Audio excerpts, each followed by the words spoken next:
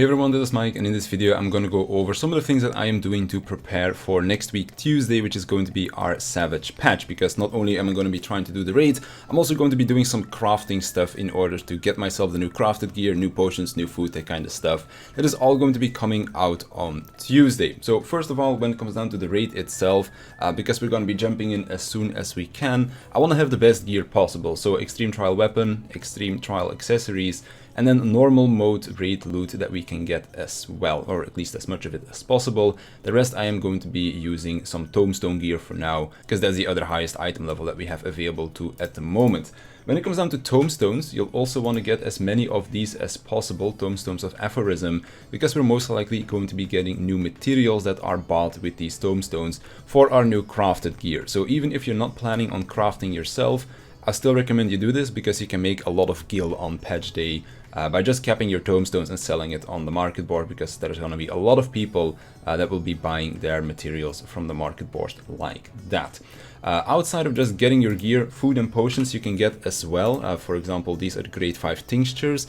We're most likely going to get grade 6 tinctures when the patch drops, but if you're like me and you're going to be crafting your own gear while also raiding on the first day, then you won't have time to craft the grade 6 tinctures if they do come out.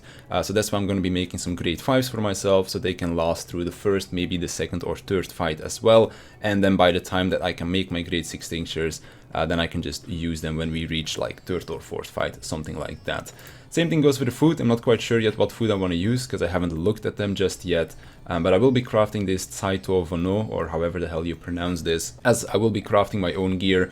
So just getting some good crafted food will be worth it as well. And then I can also get this, the Cunning Craftsman's Draught, to get myself some more CP. So as I'm crafting, I'm not quite sure what the stats are going to be needed, what rotations we're going to be doing for our crafts, of course. So preparing some food and a potion is going to be quite useful for that. Of course, I can also make this if I need more control, because I do know that my crafter melts are a bit lacking in control.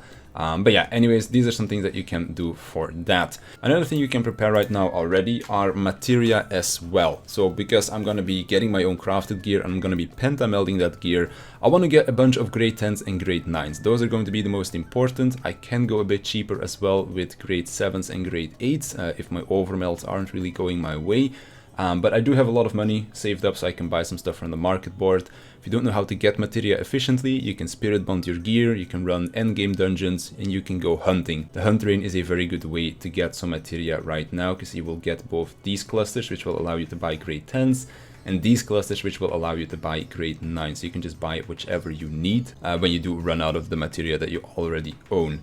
So that's why I'll do another hunt train or two before the patch comes out, because hunt trains also give a lot of tombstones of aphorism. So I'll basically be capping my tombstones while also getting some materia clusters for patch day itself. Now that's pretty much all that you can do when it comes down to preparing your gear. Get the gear that you can get as much materia as you can get, buy some food, buy some potions, and then you're pretty much set to start raiding on day 1. However, if you want to craft your own gear, or if you just want to craft gear to make gil on the patch day, then there are a couple of extra things that you can do. So first of all, because there are going to be new master books that you will need to buy first, I would recommend that you cap your scripts. So both the white scripts and the purple scripts will most likely need white scripts to buy the master books, but purple scripts will most likely be used to buy some ingredients as well for these crafts. I believe it used to be around 1,200 white scripts per book, so that is why I am very high on the scripts already.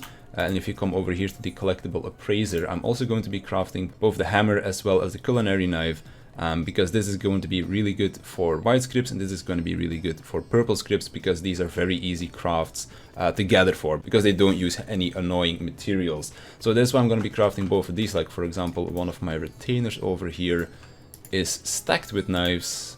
Just very quickly open this one. As you can see, this one has a bunch of knives. That is definitely going to be enough for me to be able to buy all of the master books.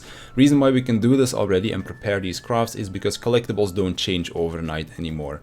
So that is why I already prepared a bunch of these, and I'll also be preparing some hammers in case I do need more purple scripts come patch day. If you also want to be preparing some gatherable items when it comes down to the ingredients for your crafts, then I would recommend you gather these things, the folklore materials. If you don't know how to get these, you're basically going to need to gather scripts. I believe it is white scripts that we need. come over here, go to the Gatherer script materials, go to the bait and tokens, yeah, it is white scripts, and then the regional folklore traders token C. You're gonna need a bunch of these, and then once you have these, you can head over to this NPC over here, where you can then trade in 16 tokens for 1 folklore book. I would recommend you focus on the miner and the botanist ones first, which are the first 6, and then the fisher ones you can get second, because these are not going to be as important, as the first 6 will probably be for gear, the last 3 will probably be for food, and gear is the more important one for me personally. So that's why I'd recommend you focus on the first 6 here first before you get the fisher ones. So once you have them, you can just open your gathering log, go over here to special regional folklore, and then you can check out over here where you have all of these different items. You can just go and gather them. There's a full rotation that you can do with them every 5 minutes. There's a new node that spawns, in which you can gather either the potent spice or another item. Like for example, as you can see, the potent spice is always there.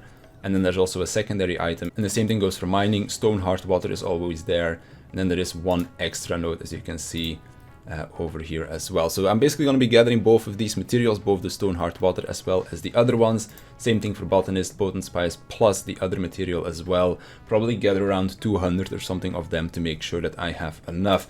We'll most likely not only be needing these materials when it comes down to crafting, but for example, when I go to my goldsmith over here, ametrine, chlorist, when it comes down to the smiting stuff like chondrite ingots, manganese ingots, those might be used as well. So I might prepare some of these things, like for example chondrite I'll most likely prepare, but outside of that I'll just see on patch day itself whatever I do end up needing, because otherwise I can just keep gathering basically. But if you really want to be prepared, then prepare some of these materials that you see coming back quite often in crafts as well, like chondrite, like chlorist or ametrine. There's the zikron as well.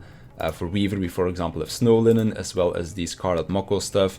So these are all things that you could prepare if you really wanted to. For example, this one might be in there as well for clothcraft stuff. But because I'm going to be playing tank anyways, I probably won't be needing this. So that is why I will personally be preparing the chondrite stuff and not necessarily the weaver stuff, because I probably won't be needing this. But yeah, these are things that I wouldn't focus on too much, because these are kind of up in the air which one that we'll need.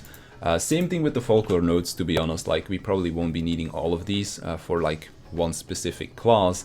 But these I want to be preparing because these I can't grind for. The other materials I can just grind for as long as I want to. These are all timed nodes, which is why I want to get these out of the way to make sure. So if I were to make a very quick list of things in importance, I guess you could say it's get the max level gear you can get right now, get materia, get food, get potions, and then come patch day I'm going to be crafting my gear, basically seeing whatever else that I need, gathering extra materials that I wasn't able to get right now, then craft food, then craft potions afterwards, and then basically try to pentamelt my gear between that as well with as much material that I can gather right now. But that's pretty much all of the patch prep that I'll be doing. I know that not everyone is going to be doing this much either, or needs to be doing this much really, but that is what I will personally be doing to give myself the best shot at clearing Savage as fast as possible. But with that I've said everything that I wanted to say, so I want to thank you for watching, I want to thank my patrons for their support, and I'll see you in the next one.